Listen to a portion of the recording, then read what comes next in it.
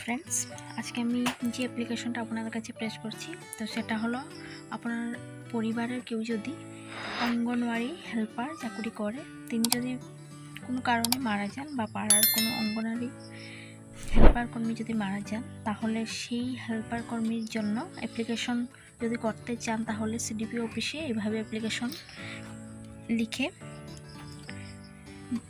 Document সহ জমা দিতে হয়। তো আমি এই অ্যাপ্লিকেশনটা এখানে লিখেছি টু দ্য সিডিপিও খোয়াই। আমি খোয়াই থেকে লিখেছি, তো খোয়াই ত্রিপুরা লিখেছি। তো খোয়াই ত্রিপুরা, এখানে ডেটটা বসিয়ে দেবেন। আছে সাবজেক্ট অঙ্গনওয়াড়ি হেল্পার মারা যাওয়ায় ওনার স্থলে কন্যা হিসেবে উক্ত হেল্পার পদে চাকরি পাওয়ার প্রার্থনা। তো আমি কন্যা হিসেবে লিখেছি, তো আপনারা যদি পুত্রবধূ হন পুত্রবধূ হিসেবে লিখবেন, আর যদি পাড়ার কেউ হয়ে থাকে তো পাড়ার অনুযায়ী লিখবেন।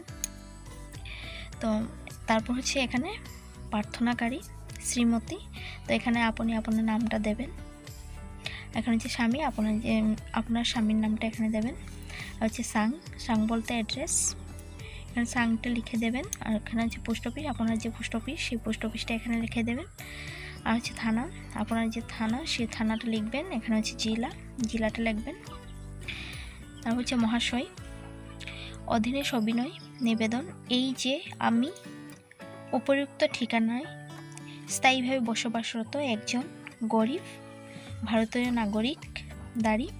আমার মা বলতে আমি কন্যা হিসেবে লিখেছি, তো এখানে আমার মা দিয়েছি। তো আপনারা যদি পাড়ার কথা পাড়া হিসাবে লিখবেন।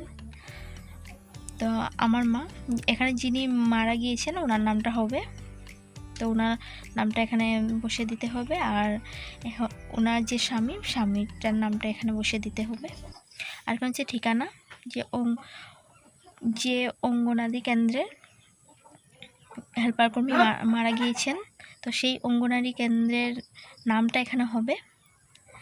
হচ্ছে কমা অঙ্গনারী কেন্দ্রের একজন সরকারি হেল্পার পদে চাকুরিরত অবস্থায় গত, এখানে তারিখটা হবে যেদিন মারা গেছেন সেই তারিখটা এখানে বসিয়ে দিতে হবে। তো এই তারিখে ওনার নিজ বাড়িতে মারা যান, কমা ওনার মৃত্যুতে আমার বৃদ্ধ বাবা খুবই অসহায় হয়ে পড়েন দাঁড়ি, তাই ওনার পরিবর্তে আমাকে ওনার স্থলে উক্ত পদে চাকুরি পাওয়ার প্রার্থনা করছি দাঁড়ি। তারপর স্ট্যাঞ্জার হবে অতএব মহোদয়ের অধীনে সবিনয় নিবেদন, এই যে অনুগ্রহপূর্বক আমার উক্ত বিষয়টুকু সুবিবেচনা করলে কৃতজ্ঞ হব দাঁড়ি। ইতি বিনীত নিবেদক, এখানে হচ্ছে স্বাক্ষর, আর এখানে হচ্ছে আপনার স্বাক্ষরটা দেবেন। এখানে হচ্ছে আপনার যে মোবাইল নাম্বারটা সেই মোবাইল নাম্বারটা এখানে লিখে দেবেন।